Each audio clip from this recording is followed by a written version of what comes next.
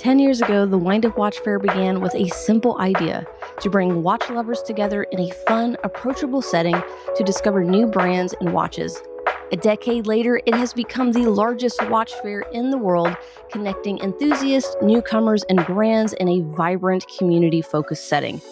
In celebration of our 10th anniversary, we are thrilled to announce the 2025 Wind Up Watch Fair schedule, with not 3, but 4 fairs planned across the country, including a brand new stop in Dallas, Texas. This milestone year promises to be our biggest and best yet. From exciting new partnerships to engaging experiences, 2025 is the perfect time to join us and commemorate a decade of the Wind Up Watch Fair.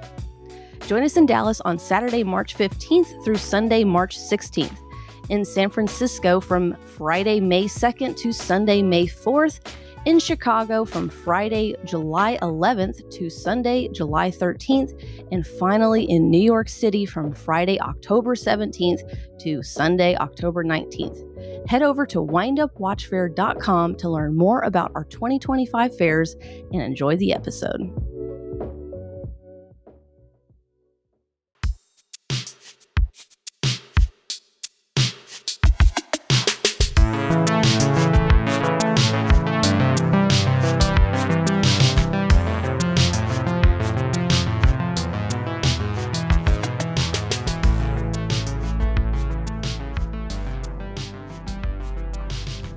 Hello and welcome to the Worn and Wound podcast. My name is Zach Kazan. I'm the managing editor at Worn and Wound, and we have a fun episode for you today, as I like to think we always do. I'm joined by Kat Shoulders, head of content. Kat, how's it going?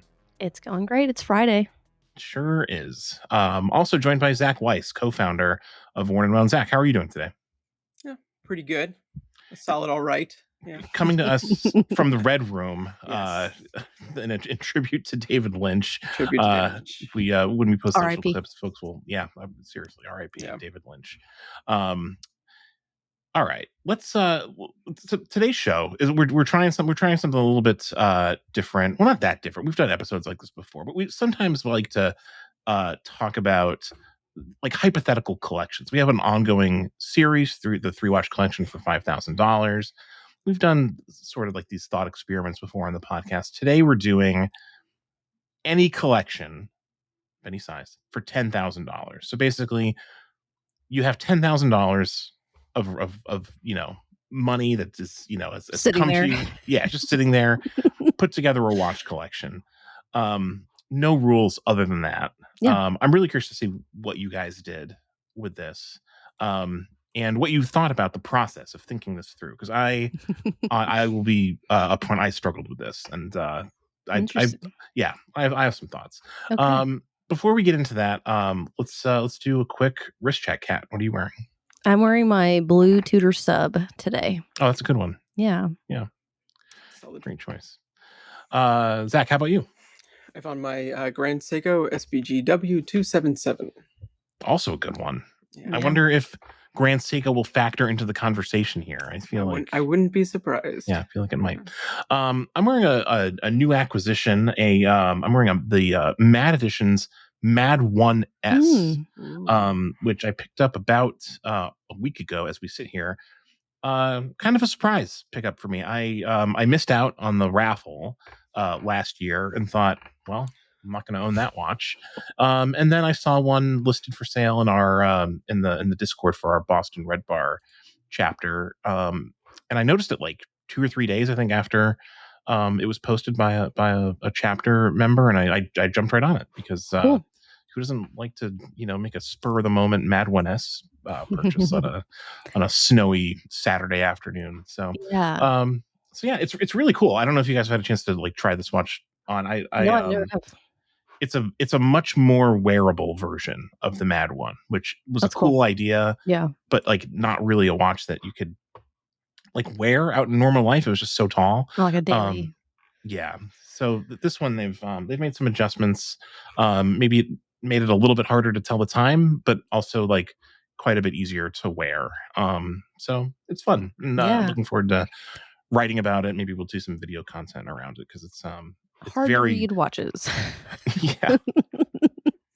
Can name a few. No, I was curious if you had picked it up like impulsively at like a Red Bar meeting, but you had seen the listing before. Yeah. So in our Red Bar, the Boston Red Bar has a channel specifically for like, sales and trades among members. And so I just got lucky. It was like just really good timing. Shout out to, I won't mention his name in case he doesn't want his name mentioned, but I believe he listens to the podcast, and it's a very easy deal. So another way to buy a watch, just through the local community. Yeah, I wish my local Red Bar would do like a little for sale chat group where you didn't have to like buy it online. You could just meet them. That'd be kind of cool. Yeah. Yeah. No, super convenient. All right, guys, you want to get into these hypothetical $10,000 watch collections?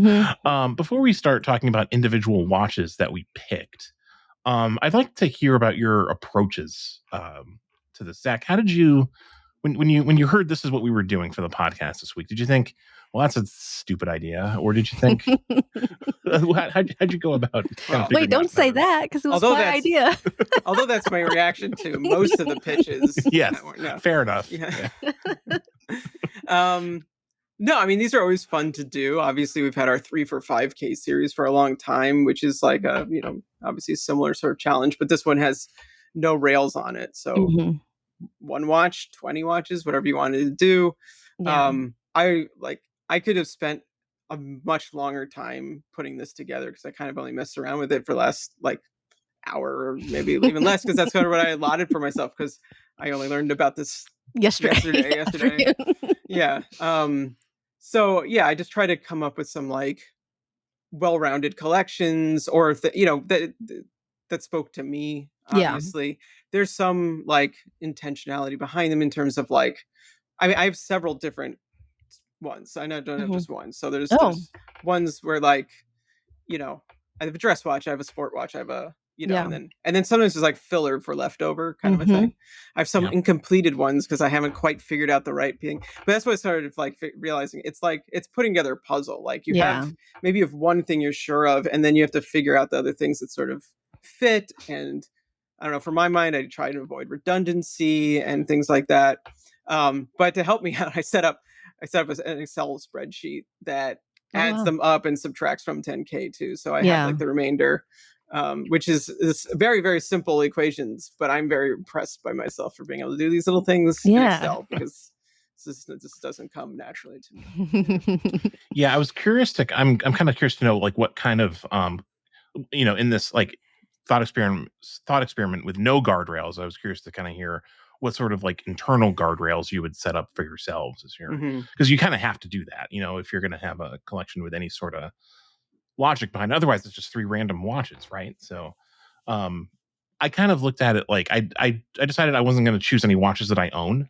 I also decided I would look at pre-owned prices in addition to new, but like I would take advantage of like pre-owned prices if there was like an established kind of like market for wish I'd known that was on the table. I kind of took it off, but that's fine. Well, I was told no guardrails. So I think I followed it up with like try to stay within MSRP, but that's fine. Oh, we'll go with it. Sorry. Well, it's fine. Oh well. You can assume a 20 to 30% wild card. Yeah, it's a wild card. That's fair. I was I'm going to be 20 to 30% over, I guess. Yeah. I guess like my feeling doing this was just like having a set amount of money to put together a watch collection is just really not a natural way to like put together a watch collection. Like it's a fun hypothetical experiment, and like we've definitely gotten a lot of like really cool 3 for 5K articles out of it, but like no one puts a watch collection together. No. Like it's just not it's not related to like real collecting No, I mean, oh, go ahead, Kat. I was going to say, over the years, I've gotten just a slew of DMs from people that are asking, what kind of dive watch should I buy? What kind of dress watch? But there's never been parameters of like, hey, I have $15,000. Can you help me figure out what to buy? Like, that's never been a question that I've ever gotten before. And certainly not one that I've ever really thought of. But it's a fun exercise. So, yeah, I think it's like, this is what stylists do, right? It's like this is what the celebrity like situation is, right? They're like, hey, I want to be cool with watch people. Here's $30K. Get me in. So like that's sort of like the real life situation. It's like you have the, just the money, right? Everything else is off, and you gotta make it really, like, be a cool collection. Because I agree. I mean, it's not like I've never approached buying things with any kind of limit, but I will say, I mean, it's the way to go. Yes, the limit of like my bank account, obviously. Yeah, exactly. Which is usually not very high. I will say 10K though will get you a very nice collection. Yeah, you really like. You don't need more than a lot less than that. Yeah. We'll be clear, but 10K is a solid number too. Yeah. Before we name specific watches, how many watches did you guys pick in your collection? I only have 3. Okay. I also have 3. How many do you have, Zach? It depends on which collection. Oh, right. He's got multiple. Yeah. So what's the lowest number of watches in a collection and the highest? Like, what's the range? I mean, most of them are 3, and then there's one that is currently 5, but has some remaining money. Okay. Yeah. Thank you to both of you for not choosing to do like a 20 watch collection and making this podcast like 5 hours long. I think that would be, not the way to go. I also, I've got 3 watches on my list. It's weird how like at least for me, that seemed like sort of the default. Like it seems like the right number if you're making up a hypothetical watch collection, because like you really can get quite a bit of variety, I think. In 3 watches. I really tried to aim for more, but ultimately I started thinking about what I would buy. So this is more geared, like my options are going to be very geared towards myself. And like, if I didn't have a collection right now and I had $10,000, this is what I would go buy. This is not what I'm recommending to people. Don't listen to me. Okay. Yeah, no, I definitely kind of have the same same approach. Like these are watches that I like that, I mean, I think they're recommendable. Like I would be totally happy to recommend these watches to anybody, but they're not like, first time watch buyer kind of like, starter watches or anything by any means. Are you guys ready to get into it? And all right. Kat, why don't you start us off? What's the first watch in your hypothetical 10K all right collection? So my first watch is sort of what I think of as like the hero in my collection. It's the watch that is like the daily driver. You kind of want to wear it all the time.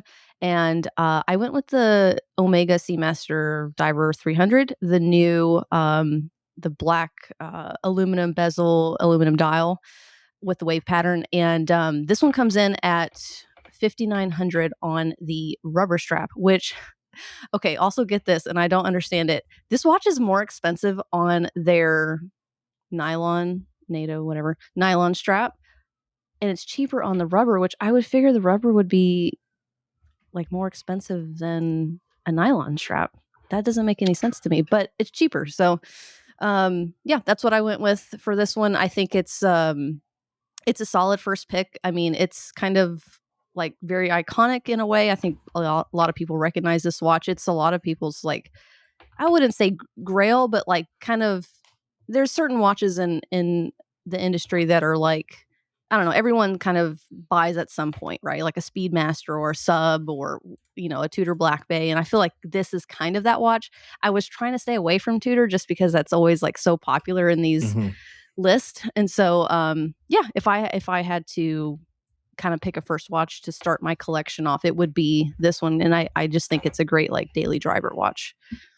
Yeah, that's a good pick. I'm almost a little bit surprised that the rubber is, because I guess because Omega's like, and it's like $400 more expensive. Yeah, like their nanos are notoriously expensive. I didn't realize they were that much more. It's very strange, but That's strange. That's a good pick. All right, Zach, how about you? What's first in your list? I guess, are you going to pick one collection to kind of go through first, or do you want to? Sure. Yeah, I wasn't sure if we were doing this like by collection or by. I think you should, because you have multiple collections. Okay. We really all did something very different. For this. So. Okay, so the first one, which I have down to like, it came out to $9,990. You know, very close. That doesn't have tax on it, but it also doesn't have the discounts you might get. Yeah. So that starts with a Grand Seiko SBG W285. So that is a version of the watch I am wearing. The one I'm wearing was limited. They don't make it anymore, but they always have this silhouette, the like 37.3 millimeter Elegance line manual wound watch. I put that there because I have just had such a wonderful time with this watch. And I think it's like, if you want a dress watch versus a dress watch, if you want like a feeling of a luxury watch, it certainly feels like a luxury watch. If you want, you know, it just has all these different potentials. It's also just a great casual watch. You can, you know, dress it up, dress it down. So it's really, and it's surprisingly versatile, also given the fact that it's nearly $5,000 manual wound freehand watch. You know, it doesn't really do anything special. It's just a really good version of that watch, right? So that takes over like your work life perhaps, and you're out at night kind of thing. But for sports, all those sports you play potentially, no, you know, for the tool watch kind of thing. I did go with a Tudor. So this, I'll say, I have lists that are also focused more independent kind of. This was like my just good, easy to get watches sort of thing. Tudor Pelagos 39. 4,875, comes with a bracelet, comes with a strap, it's titanium, it's a chronometer. You know, I mean, Tudors, there's a reason why we like them so much. And like, you know, while there's less expensive ones, I feel like just as a pair with the Grand Seiko, having it be titanium, I think was a nice touch for it. And then there was like a little bit left over, so it's like, what would I throw in there? And this one's pretty random. The Presidus A11 Spec 2, which is just like a little field watch. A quartz field watch. I mean, it looks like, you know, the A11s from you know, World War I, I think, or two. For the A11s are, I'm going to get in trouble for that. But it's just really nice. I mean, they stick really true to it. And I've always found like a field watch is like a nice grab and go kind of a thing, like super versatile watch when you don't know what you're going to be up to. So that's $9,990. It's pretty good. You got $10 left over for I don't know, gums, a banana. Not much. Doesn't really get you much of anything.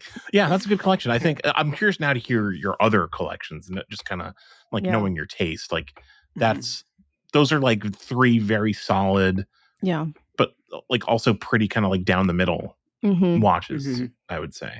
Yeah, interesting. Okay. All right. So Kazan. yeah, so like this is my like pre-owned like bargain basement like value oriented list. The discount bin. What is it called? Skunk at the garden party. Sorry for blowing up the concept here. But the first watch on my list is the Grand Seiko SLGH 017, which is the black birch.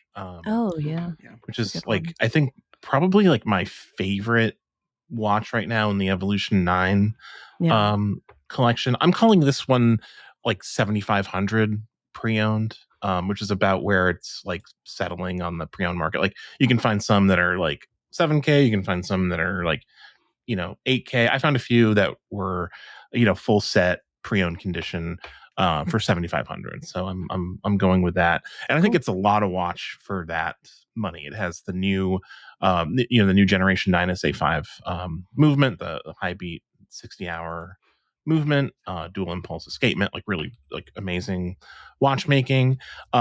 This watch is titanium. Grand Seiko titanium is incredible, just like very lightweight and easy to wear.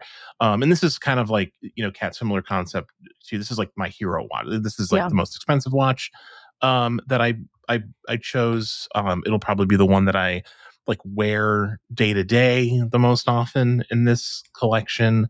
It's kind of like the sort of like the pride of ownership watch, you know, in the collection. Just like it's like just a really great watch that will, you know, last forever. You can be, you know, like proud of wearing. Yeah, it's great. Like I have a watch recon alert set for this watch. It doesn't come up like pre-owned like that often, at least not on the forums.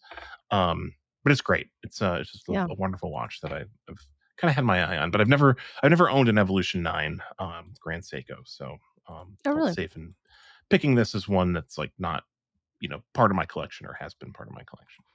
Yeah, that's a good pick.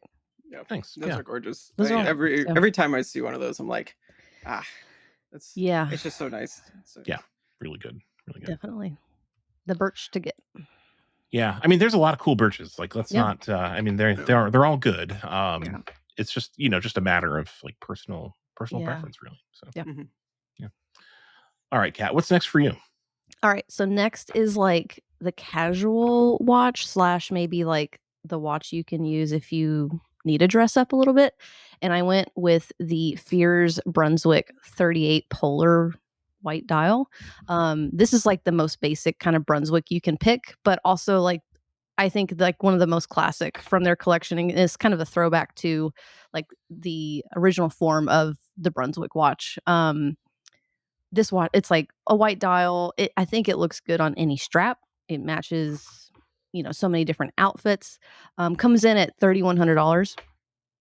Just about like there's a little bit of a like variable there with like the tax and stuff, but yeah, I think it's like it's a good watch if I wanted to step it up a little bit and I was going out somewhere nice.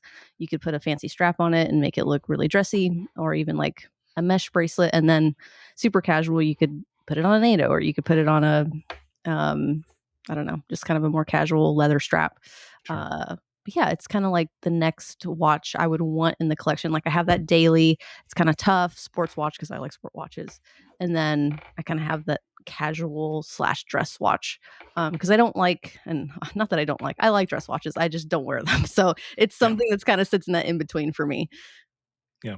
I came very close to picking a different Fears for my list, and I didn't. I had a feeling you'd probably pick a Fears, Cat. I'm not gonna lie. I you like that? I'm a fan girl. Yeah, no, I mean, I listen. Like I love Fears as well. They're a great brand, and I think like as part of like a small collection, like if like almost any Fears is really gonna like stand out. I think, so. Yeah. And if it hadn't been a Fears, I was really torn on like picking a Nomos watch, like an Orion or something out in its place, because I do think that sort of fills that same void in a collection, is like kind of dressy, kind of casual. You can kind of do both with it. Yep, 100%. You just mentioned another brand that will probably come up on my list. We shall see. Foreshadowing. All right, Zach, what's your next collection of free watches for 10? Which one do we want to do next? All right, I'll just go down I have several. Sorry. No, don't be sorry. This next one also pulls pretty much straight from my collection, somewhat. First two, like the things you own. They are things I own. And then or versions of. Here, I'll just start. So the idea here was to have one. Do I want to do that one? Hold on. Okay, I'll just go for it. I really am all over the place here. So this is Blackberry 54. So that is, dive watch, but it's a vintage watch. Feeling watch, obviously, it's a little dressy, but it's a great day-to-day wear watch, nice and versatile. I chose that as the pair with the Christopher Ward C1 Belcanto. Here I have it as the classic, just because the newer one, silver. Like if I were to buy one now, having not had mine, maybe I would go for that instead. That comes in at the Blackberry 54, by the way, is $4,050. This one's $4,540 now. And the reason why the Belcanto, so it's like sort of like a showpiece, right? It's like a conversation. So you have like a practical but very good watch, and then a conversation starting with very good watch. Yeah. And then that left me with like I don't know, like 1,200 or so. So then I just want to fill in the gaps. So Laurier Hydra Zulu. Love that one. Just popped in there because I feel like it's always good to have a GMT in a collection. Yeah. And I like the way that one looks. And if I were to frankly get a GMT and it was not like a Grand Seiko or Rolex or something, or Tudor for that matter, I would go with a Miyota 9075. So that at $599 is a really, really good deal and a version of that. And then lastly, and I know you can't just buy these, but Studio Underdog Goofy Panda for a chronograph that's $675. That's just fun, but you have to buy them when they like drop, so it's not like immediately available. Wait, have I seen this one? I don't. Oh, they've always had that. It's just like their Panda dial. Oh, okay, I know what it is now. Okay, I see it. Yeah. I guess I didn't realize they did like drops of these, or. Yeah, their stuff is bought in like a ferocious torrent. Yeah, I like this. This is nice. Yeah. This podcast comes out the day before a Studio Underdog release comes out that I believe we have in the office currently that is like just like very cool. Like I'm very very much I won't say anything because it's under embargo. But it's coming, and we'll have some good live photos of it and a nice write-up of it when it comes out. Really fun brand, just like doing very creative things. That's a cool collection. I like that you got like some sort of like small, like, you know, like indie, like micro brands in there for that one, with the Tudor still kind of like the anchor piece for that. It's like that's the watch you wear to like family occasions, right? It's like you don't have to explain it very much. People get it. It's a good watch. Right? Yeah, no, 100%. It's like that's sort of how I look at my Black Bay. It's just I literally did wear it to Thanksgiving this past year because it's just a good watch. It doesn't require a story or an anecdote when you want to like focus on other things when you're not around watch people. All right, so my next pick actually, Zach, is one of the watches you just picked, the Laurier Zulu, the Hydra Zulu. I figure I can get this watch for like around $500 used or so. I think it retails for like $600. I see them trading for about that. So I own the standard like version of this. It's not like Zulu'd, effectively. Sans Zulu. Sans Zulu. And I really like that watch a lot. Whenever I see the Zulu version, I always think like that's like it's like maybe even cooler. I don't know that I'd wear it as much. I do wear the like the standard one like pretty frequently. And like the black one is maybe like a little more specialized and unusual. I don't know that it would get quite as much wrist time, but I like it. I like it a lot. I decided to put it on my list here. And also, I think this watch for me is the watch in my three watches that kind of like connects me to the micro brand scene. I think of Laurier as kind of like a part of like the old guard, as it were, of like that category of watch. And like it's like it really does kind of connect you to the community when you own a watch like that. So we have some overlap for the first time on this. There you go. Episode. It's cool. All right, Kat, what's next for you? Is this your final? This is my watch? final. Okay. And honestly was a very hard choice to figure out. I think I can't remember, maybe $700 to $800 left to spend, and so there's a lot of smaller micro brand options available. And I went with a watch that I own, and that is the Arkin Altirum, and that is the 12-hour GMT watch. And so I thought of this watch as that sort of conversation piece, because it is kind of cool and quirky, and I haven't worn it out a ton yet, but I think like it's a watch that I would spark up a conversation with someone about, because it is sort of like really neat, and you have all these little aperture windows, and it's a 12-hour GMT, which I personally really like a 12-hour GMT, and it has a day and night indicator for both home time and local time, which is really cool too. And then a subdial at 6 o'clock. That's the date that is controlled by a pusher on the outside of the watch. So just really fun, really different. And I kind of wanted to throw in a GMT in my collection that's under 10K. And so, this was sort of the one that popped up for me. And they've got a multitude of straps now. They're really good. I have one right here on my desk. The rubber straps are very soft and like pliable, which I like. And they have a cool quick release system that they've implemented too on these, which is nice. But that's my last pick. Really good pick. And it's $740. I forgot to mention the price. So did you come in right at 10K or like just under, I think, or maybe no, actually, I think like $10 over. So I cheated a little. Yeah, that's okay. $10 or $20 over. What's $10 between friends. It's fine. If you're buying them all at one place, they'd probably give you a little. Yeah. You know. The Omega, you're for sure getting a discount. I also own that Arc, and it's a really cool watch. Very, like, incredibly charming. Like, there's no other watch that functions in exactly that way. It's taken me a while to kind of get used to it, if I'm being honest. To, like, same. setting I don't think I'm used to it yet. I don't know that I will get used to it, because it's like it's so unique. But that's like, I mean, that's part of the fun. It's like something that comes like directly from like Ken's brain, like, you know, onto the watch, and it's just such a personal thing. It's hard not to like it, in my opinion. And also, like, it just like wears really well. It's like a super comfortable watch. So it's nice looking. I'm a like real genuine fan of his watches. I gotta get one of those too. Yeah, They're fun. I missed the drops. I don't know, It's but still just available. the fact that watch is on the site now. Oh, I just stepped in it there. Well, okay, I'm ordering an Ultra. All right, pre-order is it's still open. Oh, it's a pre-order. Okay. Yeah. Immediate satisfaction. That's what I need. You know, I'm already on some pre-orders.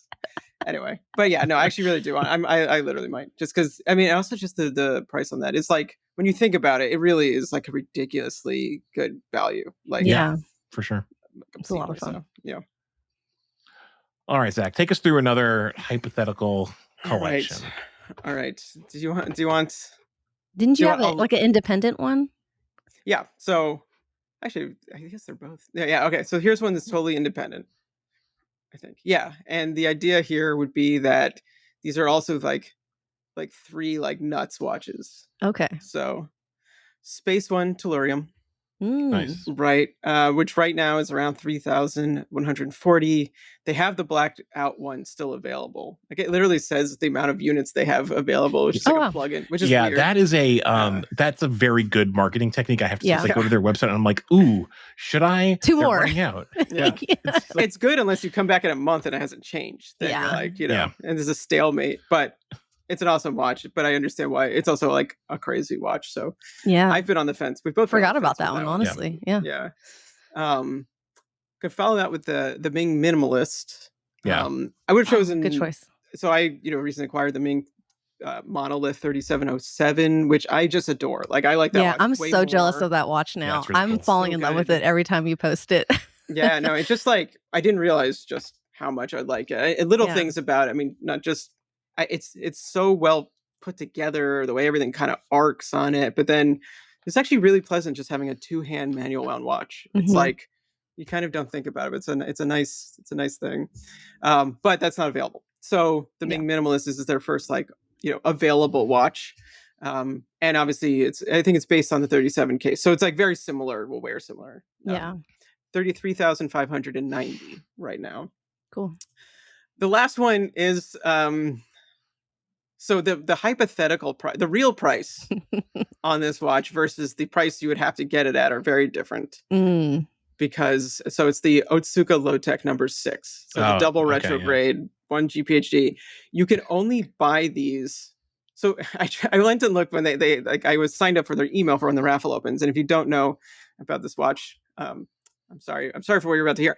So, like, you have to live in Japan and have a Japanese registered credit card to even begin to buy one. So people who are getting them here are either buying them secondhand or have proxies who are getting them for them. Yeah. The list price is 440,000 yen. Okay. Which is around $2,800. One just went on Loop This for 10K yesterday. Yeah. Wow. So that is wild. Wow. Yeah, I saw that. It's insane. Yeah, I mean, these are the new hot thing, and they're just so wildly unobtainable, unfortunately. But in a theoretical world where this was just a watch you could buy for $2,800, I mean, it's so cool. It's so cool. Yeah. I would 100% buy their watches. Like, I think I was thinking about this the other day. I think the Otsuka Low-Tech stuff is going to be like the big flex at Watches and Wonders this year. Like, that'll be the watch that, like, people have on. Will be. Yeah. Like, remember, like, a few years ago, it was like the original Mad One. Like, if you had like that first You're part of the club. Yeah. And that might make me dislike it. It's like nothing about the watches. I just hate that. I hate the flex watch. Yeah. We need an episode on flex watches. Oh, that's actually a good topic. Yeah. It's like, Yeah, I mean, maybe it's not a good topic because I don't think any of us really like that concept. But it was it was also the moon swatch that first year. Yeah, that's true. Yeah, there was like a handful out there at the time. That was wild when Omega and Swatch tried to like eat Watches and Wonders lunch by releasing a plastic Speedmaster, like the day before, the week before. Yeah, it was effective. Yeah, that's a good selection. You have some that's a wild that's a great trio. I like that one of watches there. It's probably my favorite. It really goes to show you, that you've built, so far. Likewise, it goes to show you how you can get a lot of really creative stuff, at like very fair prices right now. It's like, we've said it before, but it's my favorite thing about the watch industry right now is there's just like a lot of cool creativity happening that's accessible that wasn't before. You might need a proxy, but do they say like why, or is it just like I think they have small production, and because of that they chose logistics to be JDM on it, Yeah. Interesting. Well, anyone in Japan yeah, but you're totally right, Zach. Because when you think about who, like the accounts that I know that are picking these up, it's like, it's the same people are also buying 6-figure watches or buying these, and we'll see. In a very short period of time, rapidly approaching period of time, we'll see for sure.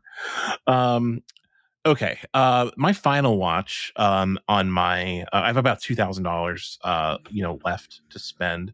And I'm buying a Nomos Tangenta 38 pre-owned for about $2,000. These really range in price, by the way. Because there's so many different like variants and sizes, and there's just a lot of different options, but you can get like the basic kind of like hand wound like no frills Tangenta 38 for about $2,000 it looks like on Chrono 24 and elsewhere. And it's just like a really classic watch. I think in a lot of ways it's as kind of like an important a design as like like a Longa One, or like pick your favorite like contemporary watch design of the last like 30 or so years. The Tangenta is like really important for Nomos. I've owned a couple of Tangentas over the years, and like I never quite just keep them in the collection, not because I don't enjoy the watches. They just kind of, I don't know, they become expendable when like the next shiny thing comes around, but like they wear very well. They're incredibly thin.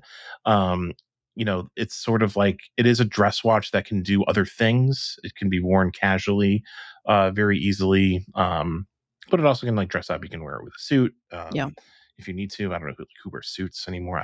Certainly not me. But it's a really cool piece. Independent brand. I think it's a really good buy at any price, but I think it, if you're looking at pre-owned, like $2,000 is like a steal for a Tangenta, an iconic watch. Yeah, really. No, 100%. I had like a list of brands to like keep in mind, and Nomos was of course on there because I just ended up not using them, but they are fantastic. Yeah. So I'm done. Like those are my three. I came in like right about at 10,000. Kat, you're done. Zach, do you have any other of these like hypothetical collections you want to? You want more? You want to? Yeah. All right. So I'll these share one watch. I just figured this one out too. Okay. While we were sitting here. So I have one there. It's it's currently 6 watches. The idea being trying to like fill all the needs, the kind of genres, but in my way, and I don't know if it does that successfully, but so I'll just run through these quick. For a chronograph, Fairburnia titanium, manual one chronograph, and I think it's manual one titanium. Anyway, super cool watch. Got the automotive thing done. Sin U50 Hydro on strap, the unbeatable Sin bulletproof dive watch, right? Yep. Like it's the tooliest of tool watches. Done. Tooliest, I like that. The tooliest, yes. Originally, I was trying not to repeat things, but this is also an awesome watch by a cool brand, Traska Venturer GMT. So it's also Yoda 9075. It's a little more than the Laurier, but I think it's also coated with an anti-scratch coating, and it does dual bezel, I believe. So it's a cool or internal bezel, very cool watch. Needed something a little dressy. I figured like a dressy hand wound.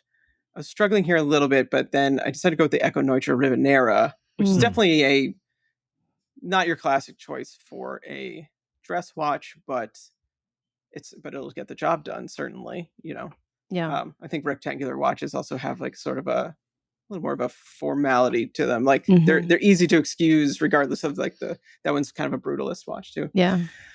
This next one's totally random, and I think I would take this out if I had a little more time. Yeah, this one makes no sense, actually. Okay, so for 2,550, the Longines Sector. I kind of just wanted to get a sector dial in there. I might actually swap that conceptually with like the Furlan Marie sector dial to bring the price down, and it would, be independent. But here we are. It's typed in. Yeah, so it's done. The Longines sector is really good. Like that's one of those, like when the sector movement was kind of like in its, early stages and heyday. Like that I reviewed that watch and I really like genuinely liked it a lot. It's very, very good. Yeah, it's classic, and I know to me a sector dial is almost its own genre because I like them so much. So yeah. And then to fill it out, good field watch. So I went with a contemporary one.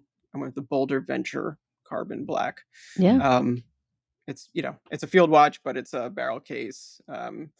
Just super cool watch in the 300. So that's actually under 10K as is. That's crazy. 9,800. That's a great little collection. Yeah, it's a lot of good stuff for under 10K.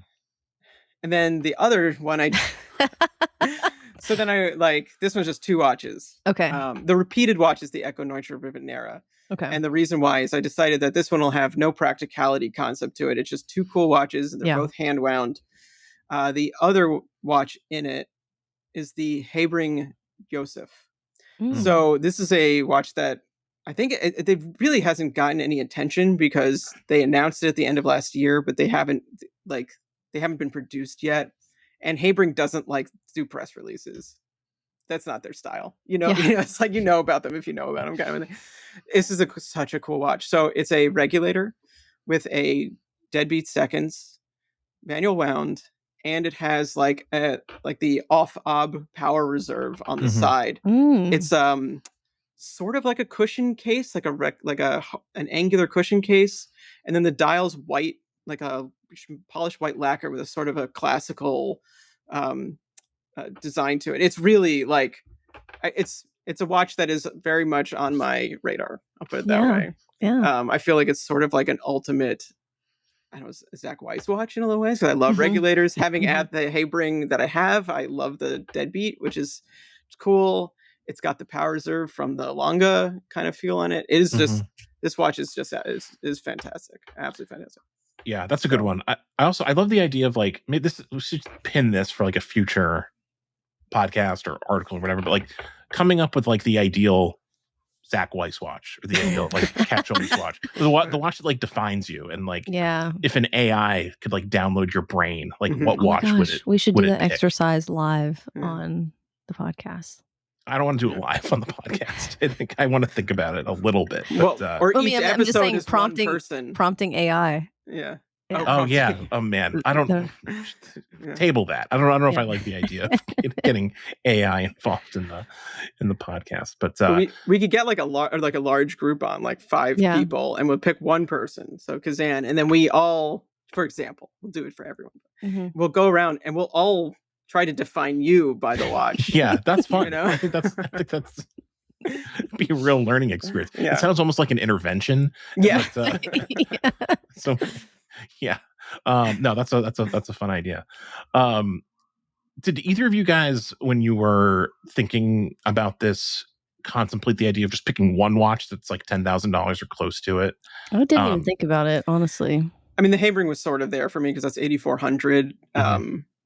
But it had the remainder. But it was sort of what under 10K watch would I just go all in on? Yeah. I mean, I could get close. I mean, I'm sure there's a Grand Seiko that'll get you in the 9s that I'll for sure be happy with. But there's a lot of stuff I would get that's 9.5 that would be a one watch for me. But I didn't put too much thought into that. Same here. I found it, even in a hypothetical situation, I found it hard to just stick to just one, which I think is maybe the mark of a true sociopath, that you can't even you can't even in your imagination limit yourself to one watch.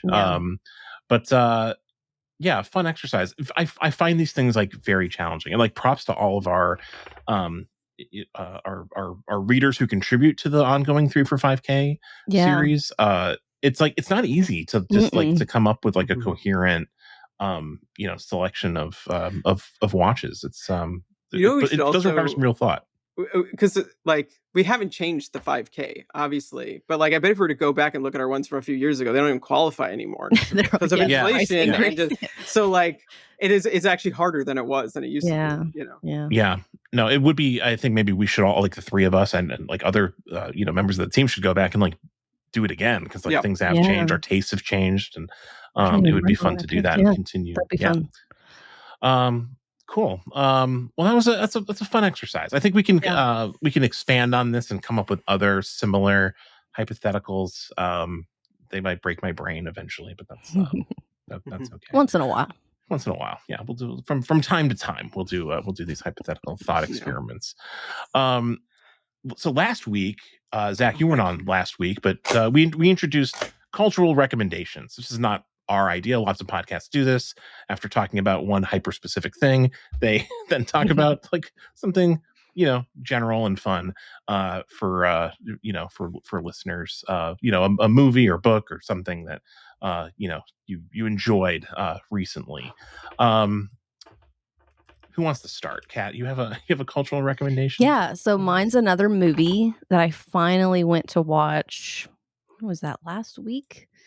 And that is Nosferatu. I know I've talked to both of you about this, but I really enjoyed it. And I don't know if I would say it lived up to the hype, that I saw online. I think I'm going to like it better the second time. Like I'll like it even more, just because I think I was telling one of you, like our theater here, I don't know, like the blacks get really washed out, and it was such a dark movie that I feel like I missed a lot of detail. And obviously you're just like, your eyes are all over the screen the first time you watch something, and you can really settle in and pay attention to the details the second time around. But it was fun. You should go watch it if you like horror and vampires.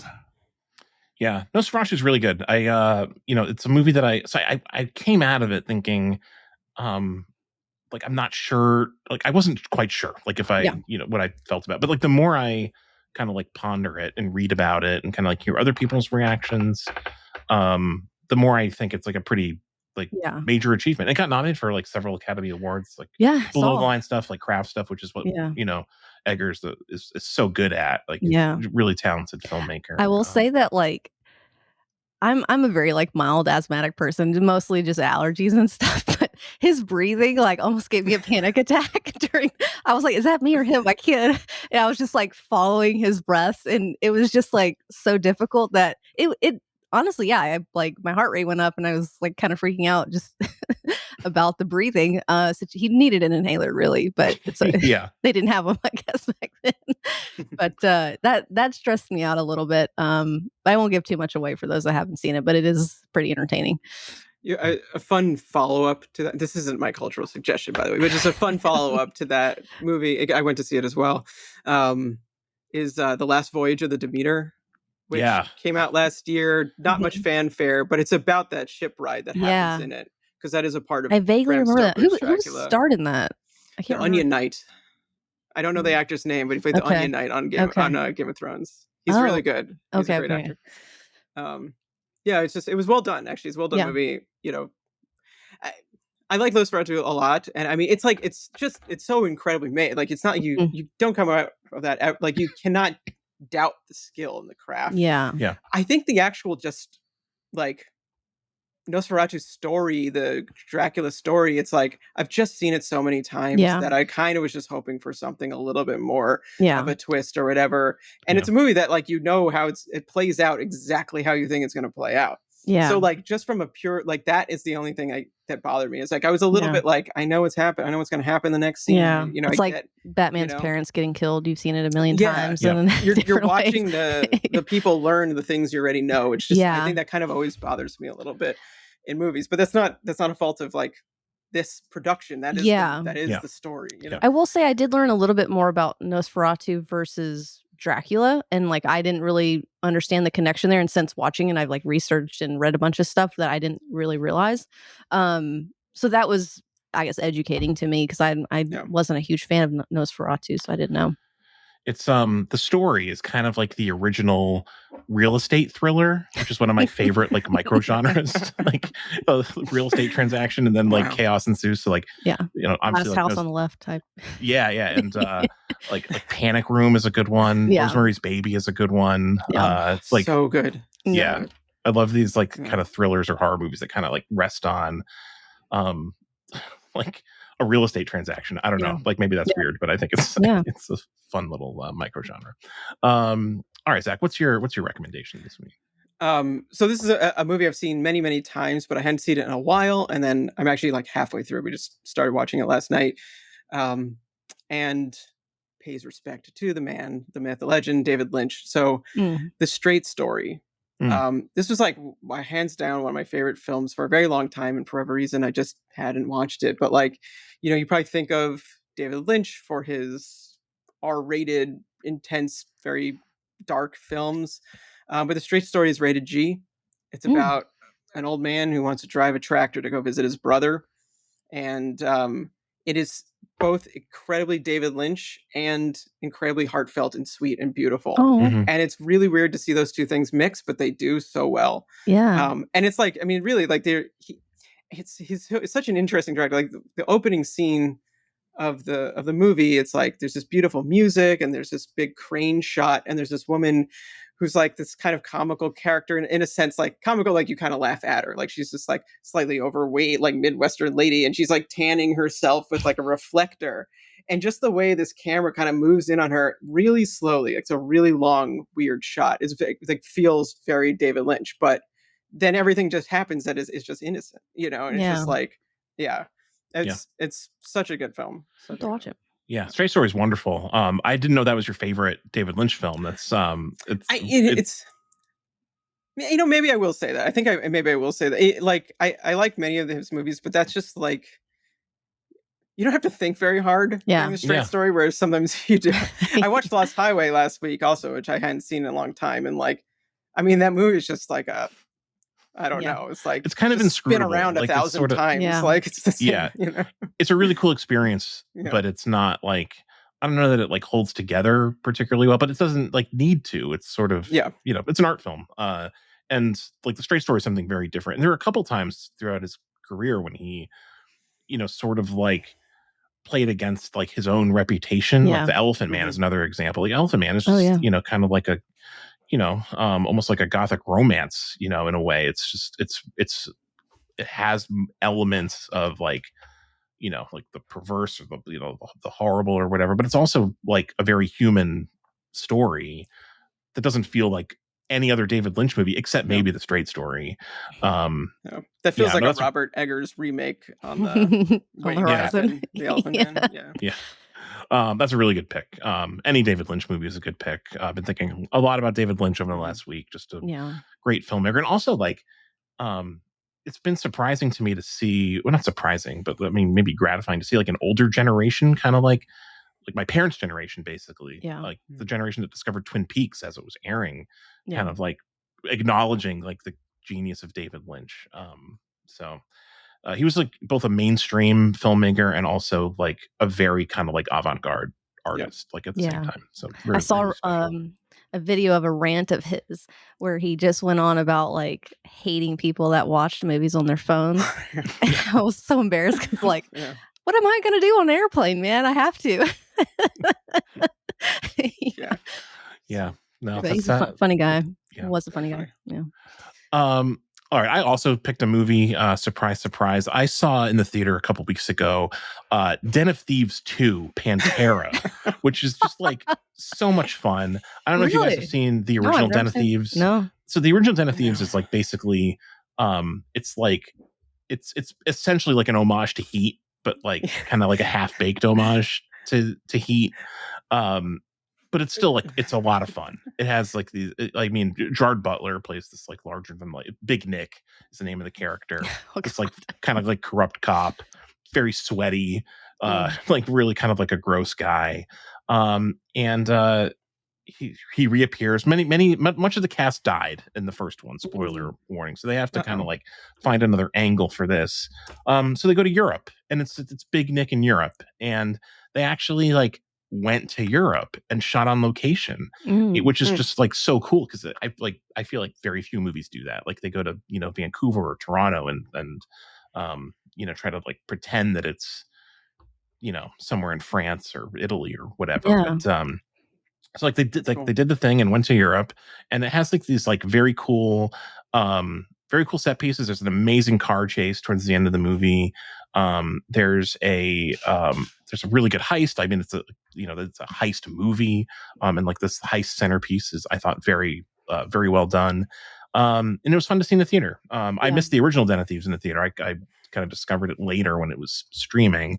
And it was just it was a really fun experience. It was playing in the largest auditorium of the multiplex that I went to, and there were 3 people in the theater on like a Thursday night.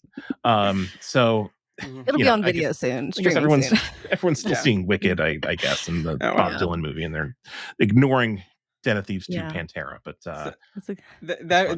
it's funny that you picked that, because the Den of Thieves films was just recommended to me by a friend whose tastes I trust, and he described it as like Heat for meatheads. Yes, that's like a perfect way to describe it.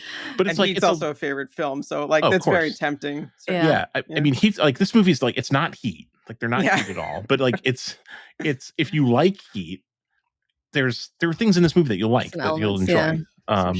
So, and I would be hesitant to watch it. Like, I don't know, I've kind of fallen. I don't know, action movies have just kind of like lost their interest. I find them repetitious. But I then recently watched The Equalizer.